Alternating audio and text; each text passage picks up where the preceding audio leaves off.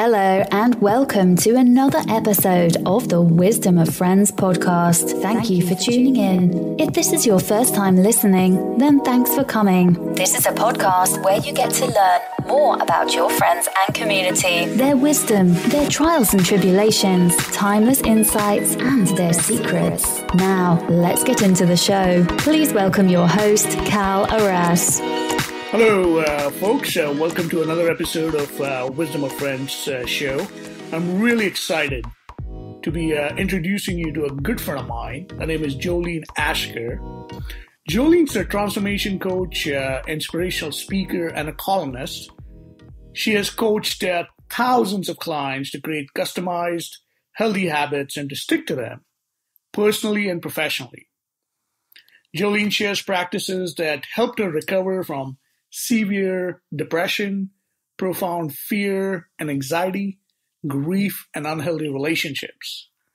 Today, Joelene lives joyfully with a healthy body, mind, and spirit, and continues to provide tools to others for reducing stress and living happily despite life's challenges.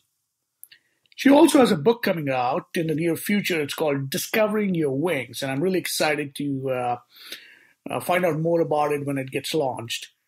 Friends, this interview, I think you will really enjoy it because we really dig deeper into some of her challenges and how she really transformed her life around with specific actions that she took.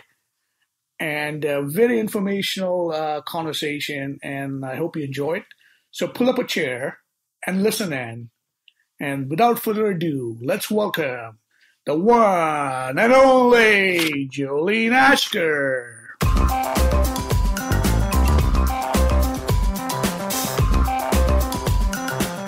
Hello, Joelene. Welcome to the Wisdom of Friends show. I'm really excited to have you on the show. And let me share with you my first impressions of you. It was at the Toastmasters meeting in Kirkland. And I remember hearing you give a speech. And that was the first time I'd met you and I'd heard you speak. And what stood out for me from that speech was your command on the emotional responses and expressions throughout your speech. You actually, as an audience, we could feel your emotions during your speech. And I knew then that you're really a well-trained speaker, perhaps with an acting background or dramatics background or voiceover art and, you know, and I really thought that, and your message and your story was so profound that I knew that we needed to have you on the show. So thank you for taking the time to be on the show. I really appreciate it. And welcome. Well, thank you. And thank you for the compliments. I had no idea. This was a pleasant surprise to hear. Well, one of the ways that we start off our show is by asking our guest, what's your favorite quote? And what's your life's philosophy that you live by? And how have you applied it to your life? It's a great question, Cal. And what really comes to me is the quote, "Are you breathing just a little and calling it a life?" by Mary Oliver. In 2013, I was extremely stressed. I had multiple jobs. I was absolutely so stressed out, and yet I thought I was the pillar of health. I was coaching 6 to 8 clients per day, and I wasn't taking care of myself. I knew something was going to give, and it was. It was me that gave. My pancreas shut down. It stopped working. And I found out later that a record epidemic of men and women in their 40s, 50s, and 60s contract diabetes 1, which is what happened to me, from stress. And I emotionally was as dry as a bone. I had no joy left in my well. And the quote, "Are you breathing just a little and calling it a life?" Not only does it resonate so much with the way I used to live, when people read that, they take a breath and they say, "Oh, that's me. I don't have a life." And I really love how by practicing inner practices, cultivating customized practices for myself emotionally, mentally, physically, and spiritually. I've turned that around. And I did turn my pancreas situation around. Oh, that's which is really cool. Thank you. Thank you for sharing that. You're welcome. Looking at your bio, one of the things that I'm so fascinated by your background is that you're a transformation coach, you're an inspirational speaker, and also a columnist. And this is something I can tell just from having known you over the past year, that it's a passion of yours to help people and really unshackle them from their limits and really help them succeed at their goals, whatever that might be. And seems like a lot of people have trouble finding their calling, their passion, and their purpose.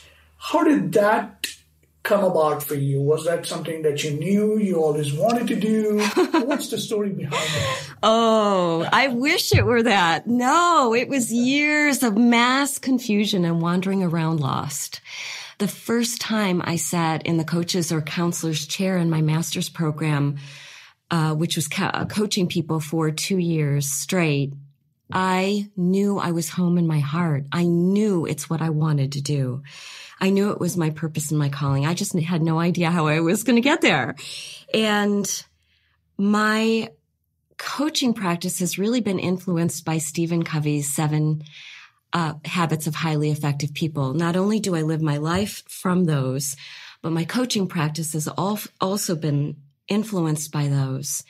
And I can share with you that sitting with someone and having them tell me their most heartfelt secrets, goals, the things that they're scared of, the things that hold them back and they know it, but they don't know how to break through. That is the biggest honor and privilege I have.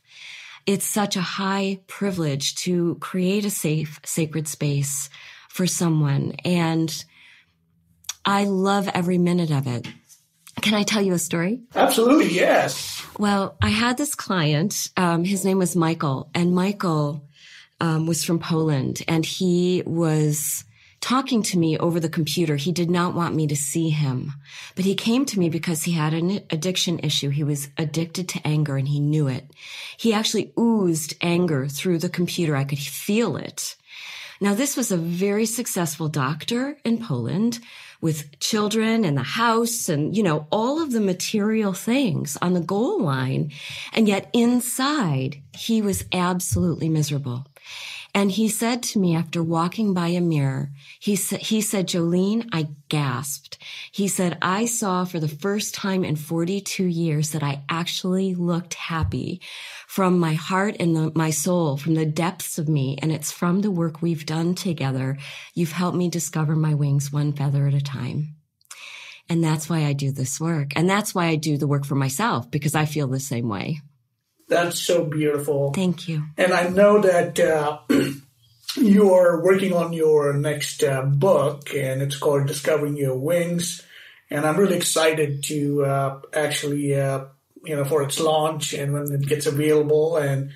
And people can go to your website at discoveryourwings.com. Is that correct? That's absolutely correct. And the name of the book came to me. So you asked earlier, how did this all come about?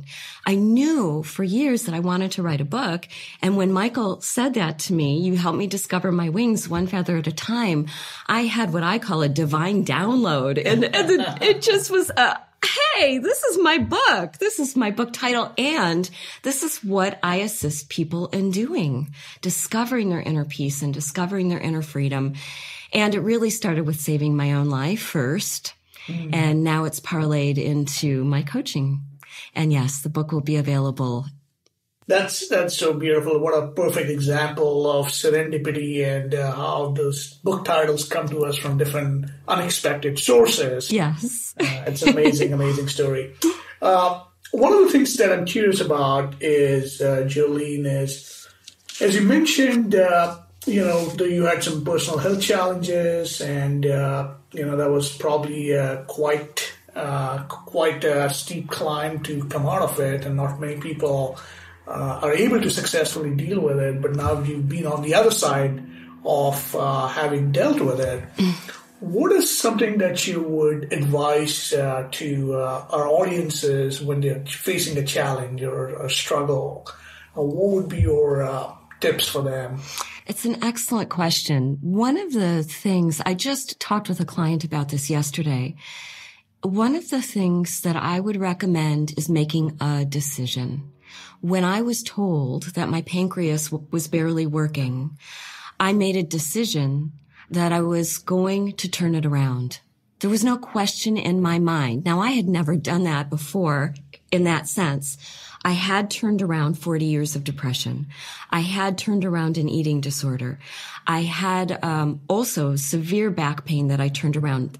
As I look back in retrospect, Cal, it's all about making a decision. I set positive intentions. I monitored my thinking. And I did a lot of inner work emotionally and mentally to support my decisions. And I wasn't in denial. I accepted it. I knew what was going on. But what made this different is that some of those other physical conditions were, quote unquote, curable, but this supposedly wasn't. And I said, I don't have to buy into that mediocrity. I'm buying into excellence here. I'm taking a different road. And when I told my doctor that, she turned gray and almost passed out. But she saw the results I was getting, and she said, I support you 100%. It really is a decision. And I believe it's building your inner muscles. We think of building our physical muscles, but we also need to build our mental and our emotional muscles as well as the physical, as the spiritual. We're all packaged, we're a whole package. We're holistic. We're not just one dimensional. Yes. And it's important to have consistent, healthy practices. I was never disciplined. Discipline was the last thing that I really, truly was.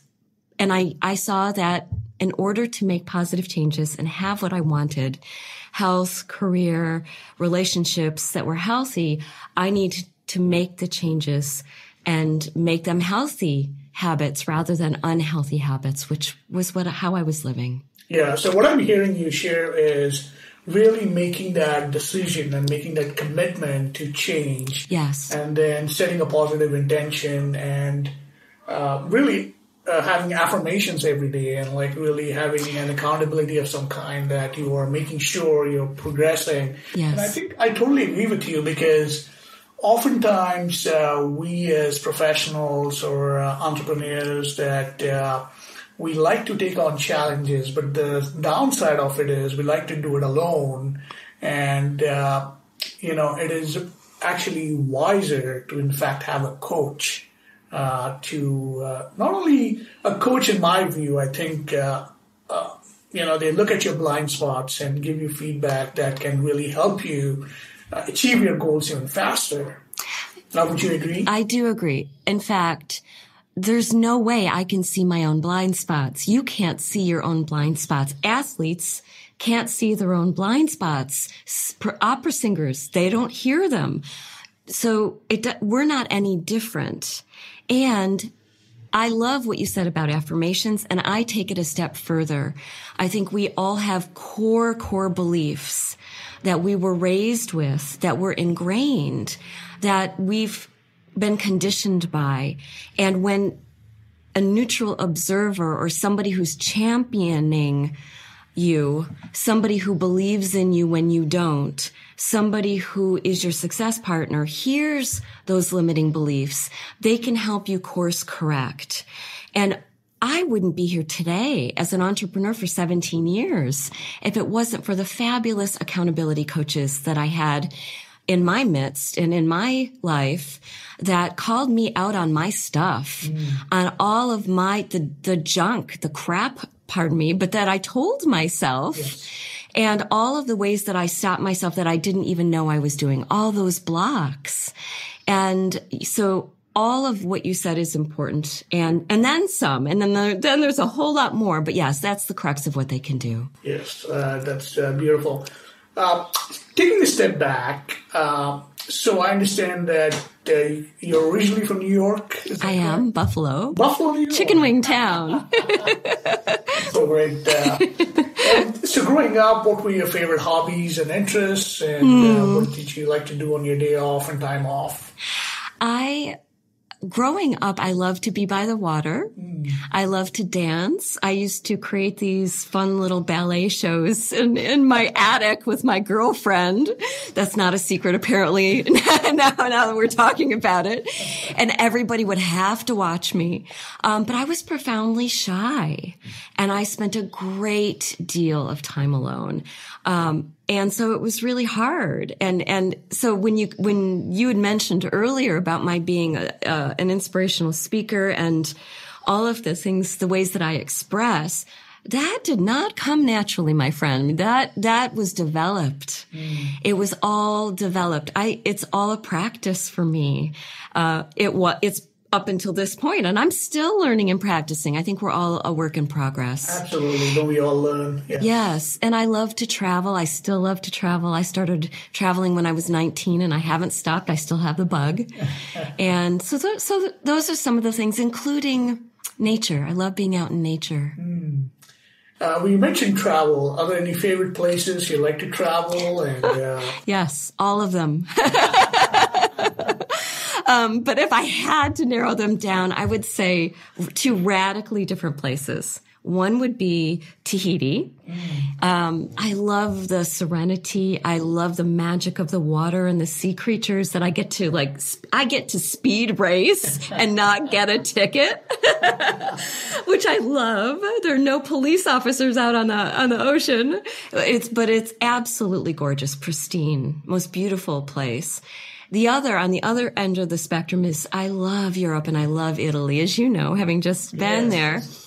And which is radically different, but I love the sophistication and the culture and the dimension of it, the old, the new. To me, Italy is magical. So if I could commute between Tahiti and Italy, I'd be a happier person. Maybe we can set an intention. Yeah, exactly. Going, Yeah, exactly. You're absolutely right. I mean, Europe, it was my first time to Europe this summer, and I was in Spain, as you know, and it was one of the most magical moments of my life. I highly, highly recommend that for our audiences that Spain should definitely be on your list of travels because it's such a beautiful country.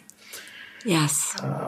Having been through so many wonderful ups and downs of life, as we call it, or the ebb and flow of life, how would you define success and what's your definition of greatness? Success to me is very personal. When I talk to people, I have them create a definition of success because it is very personal. I think it changes with time. It changes with circumstance. When somebody asks me what my greatest accomplishment is or greatest success is, I mean this ever so humbly. It's who I am. And I believe that success is not what I've done. I've accomplished a lot, but it's who I am, showing up in my loving, showing up in laughter and in joy and fulfillment, in being a good person in integrity and being authentic, in sharing my creativity and what I've learned through trial and error from my own mistakes, saying, oh, don't do what I did. There's got to be an easier way for you because I took the hard road at one point. And so to me, success is really about who the person is. And I define greatness very much the same way. And personal excellence. Personal excellence to me defines greatness more than anything. And someone who's not afraid to say and do the hard things and not be popular. Sometimes that's what leadership is about. We can be respectful and caring about others and respectful to ourselves as well, and show up powerfully and gently without denigrating or hurting anybody else, and show up in that personal excellence and do the hard things when they need to be done. Yes. So I think it's beautifully said. And what I'm hearing you say is success for you is more about being rather than doing. It's a way of being. It's a way of showing up in the world. It's a way of being authentic, and you're sharing your creativity and integrity. And greatness for you is personal excellence. Yes. And that's such a beautiful thing. Thank you. We're going to switch gears here. And one of the questions that in this section that I like to ask a guest is, what stops people, in your view, from achieving their fullest potential? Oh, this is one of my favorite topics. I hear people fighting all of the time for their limitations. They have these scathing conversations in their heads about themselves and about all the things that they cannot do, all of the things that are stopping them, all these old broken records that simply aren't true. And it's their old conditioning, as we talked about earlier. I also see that when people don't reach their potential, it's because they don't keep their word to themselves.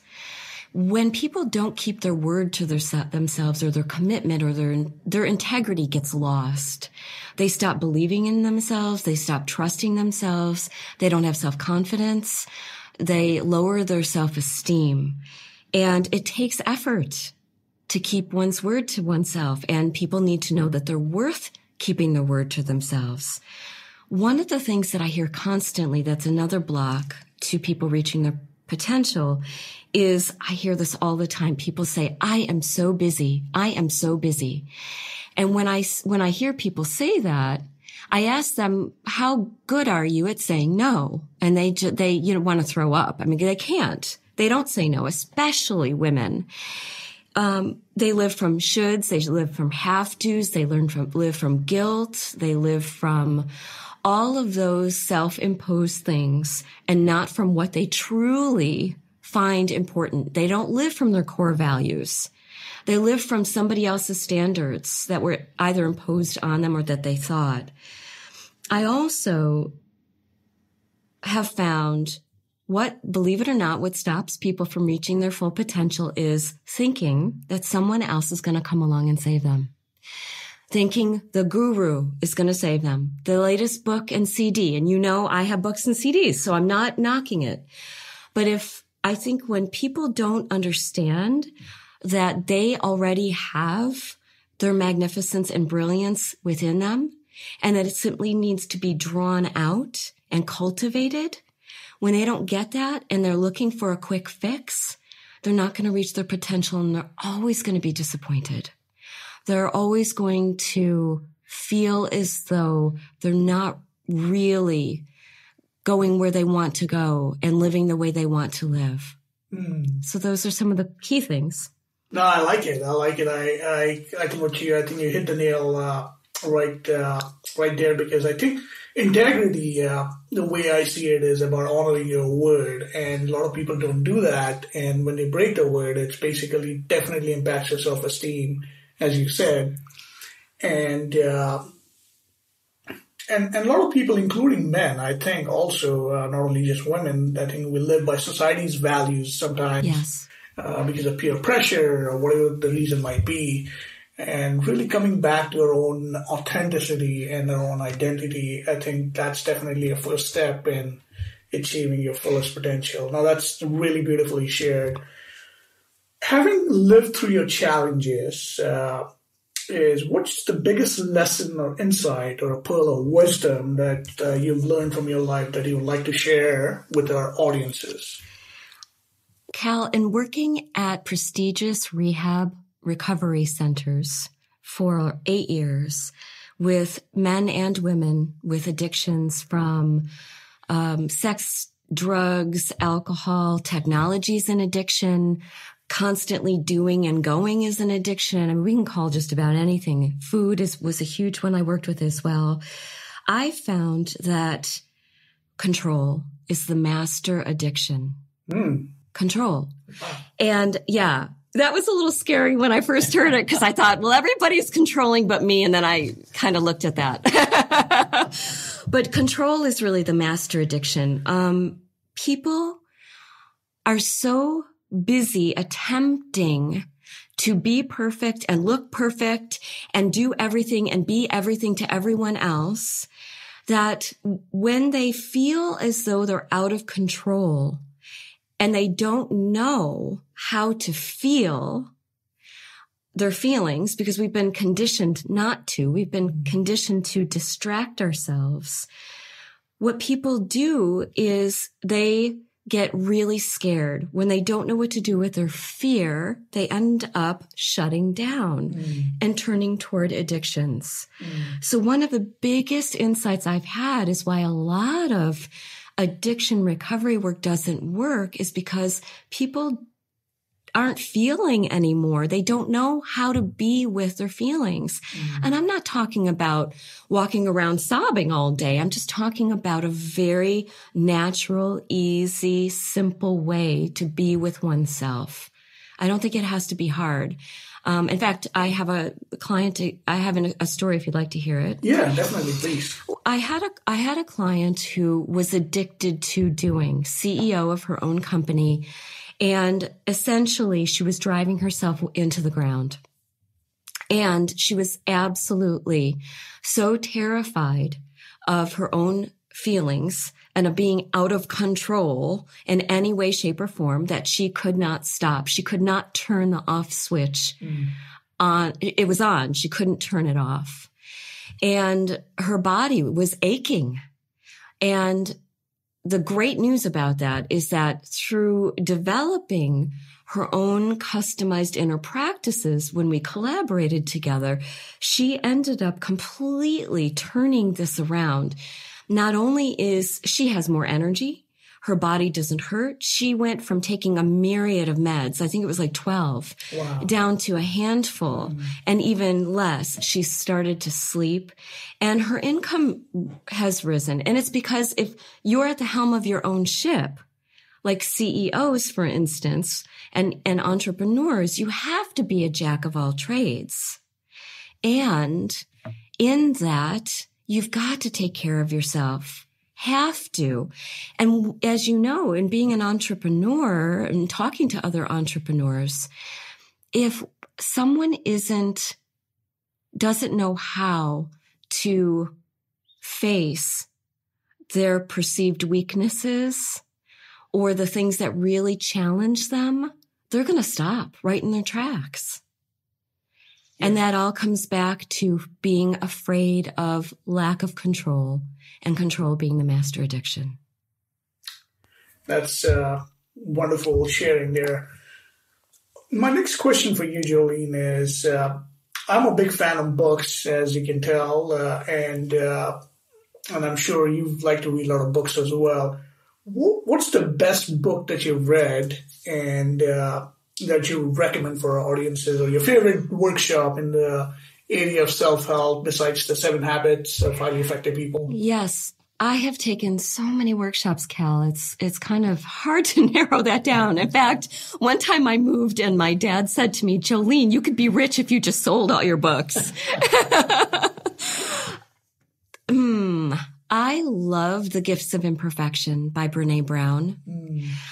I think it's really, it correlates with everything that I personally ascribe to and the things that are most important to me by Brené Brown. I have that one handy all the time.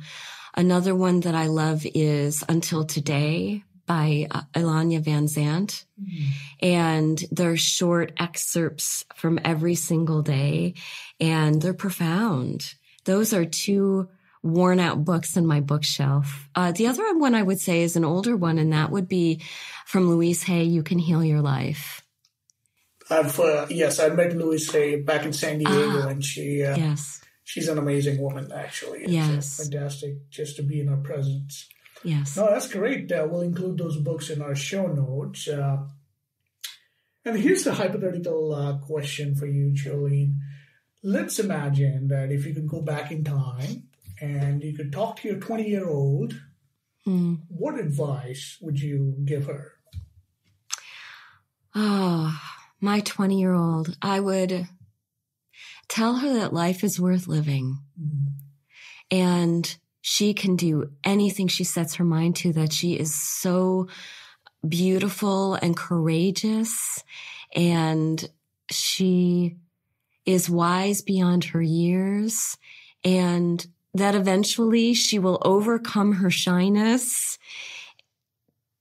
to believe in herself and know that she is worth living for. Because I really didn't want to be around at that age. I would tell her that the sky's the limit and beyond, because the sky is limitless, that she could do anything her heart desires, and that it's safe for her to be in the world and to dream. Wow. That's amazing. Thank you for sharing. You're welcome.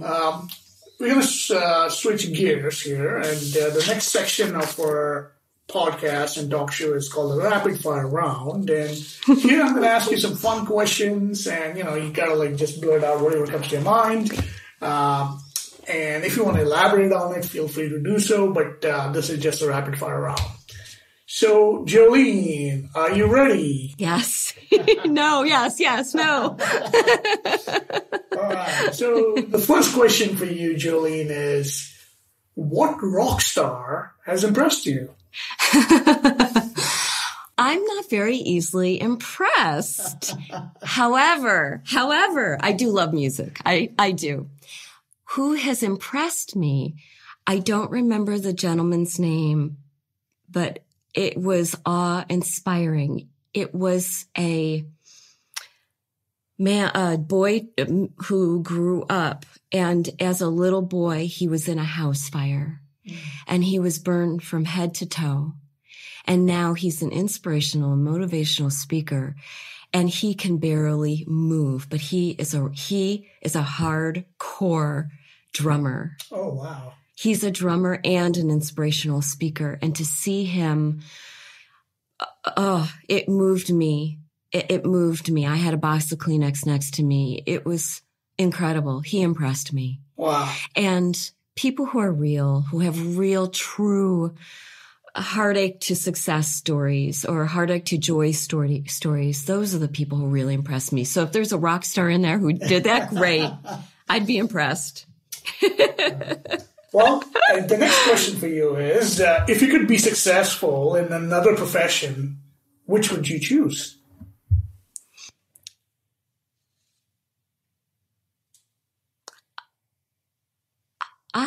The only other thing I've wanted to do in my life was be a newscaster. That's what I originally set out to do, but I didn't have the confidence at the time. However, I have had a television show a long time ago when I was in LA, and I have done on-camera work. And I'm really grateful it didn't happen, because all that sad news would depress me. I don't even listen to the news now.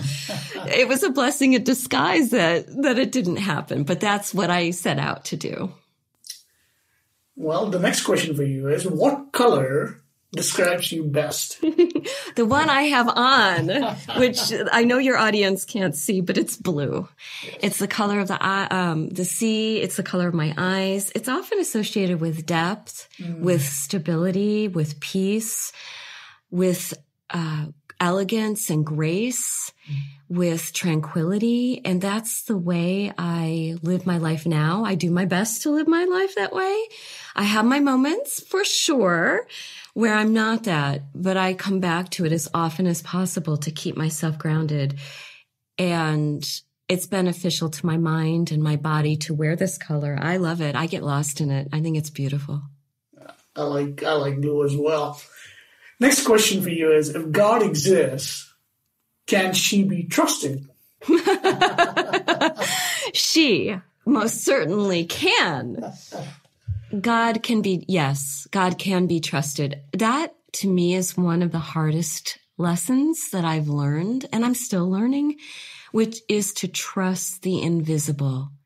It was hard enough for me to trust the people in my life that weren't really trustworthy at that time, to me, at that point.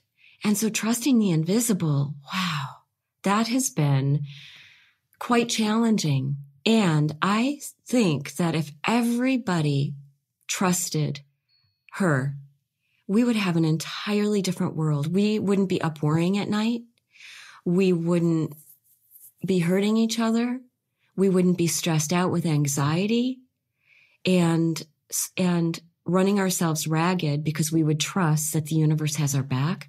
We would trust that the universe is good, that she's good, that we're good, ultimately, with discernment, obviously.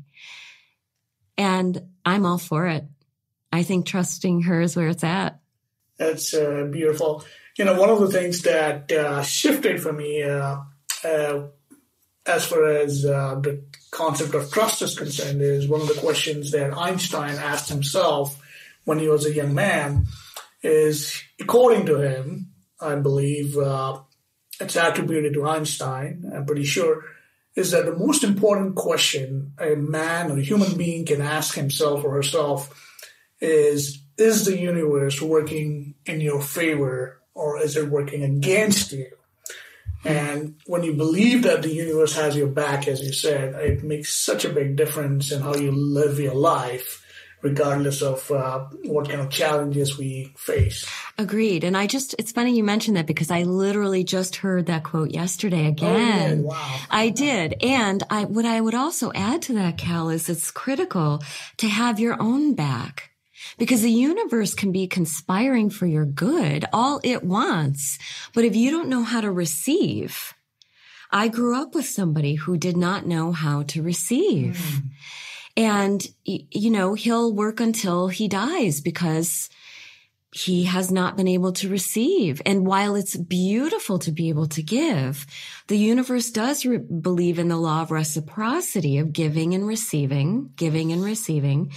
And if one isn't open to that and knowing that they're deserving of that, it's not going to happen. That's so great. So great. Totally agree. The final rapid fire round question for you is, if you could have any message of your choice on a billboard, what would that be? You are your greatest asset. Love that. That's beautiful. You are your greatest asset. That's amazing. Now, moving on to our final section of our podcast, what is your current personal passion project and what are you looking forward to in the next 6 months to next year? Well, it's a great question. One of the things is launching my book. I'm looking forward to doing that, finishing it and launching it. I've also am committed to doing a TEDx in Seattle and continuing to grow and love my life and just be the best that I can be, the happiest me I can be, and love to my heart's content and as much as I possibly can, and love and laugh and appreciate the sweetness of my life. Yeah, absolutely. And I think you definitely are on a mission to help other individuals out there achieve their greatness and live their highest version of their lives as well. I am, yes. With your coaching practice and your speaking, as you said. So once again, how can people reach you if they wanted to get in touch with you? As a gift for listening, they are welcome to visit my website at www.discoveringyourwings.com or call 425-553-1181. And when they go to the website and visit my website, they'll have the choice between 2 complimentary audios. One audio program is called Keys to Serenity, Success, and Happiness, and it's a program with exercises in it.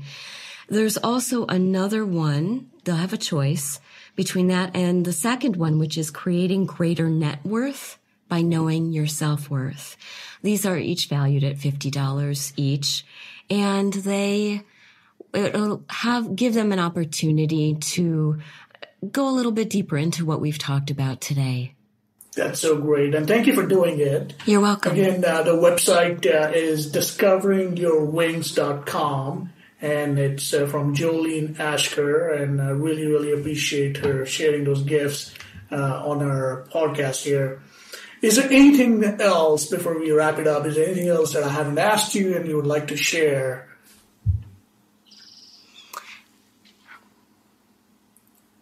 If there's anything I like to share with people, it's that they absolutely have the capacity to change if they want to. They can absolutely build healthy, creative habits that support their life rather than deplete their lives. And anything is possible when they take inspired action from that place, from that heartfelt place of being their fullest. And it's possible for anybody to make these changes. Absolutely anybody. Thank you so much for having me on the show. Absolutely. And I got final 2 questions for you. Okay. So 3 things you're grateful for in life today. My life, first of all. My life, my relationship with myself and my higher power. My relationship with my parents has shifted absolutely dramatically from where it used to be.